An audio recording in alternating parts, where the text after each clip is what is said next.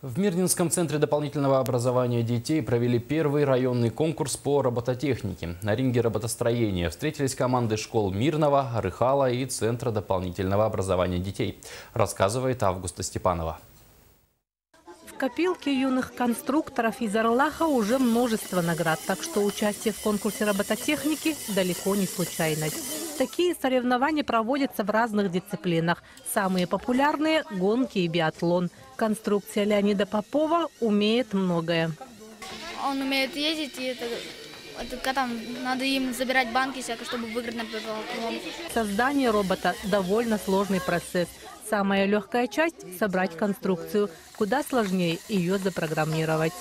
Мой робот ходячий, но почти, можно сказать, ползучий. Он быстрее почти всех, которые я проверил.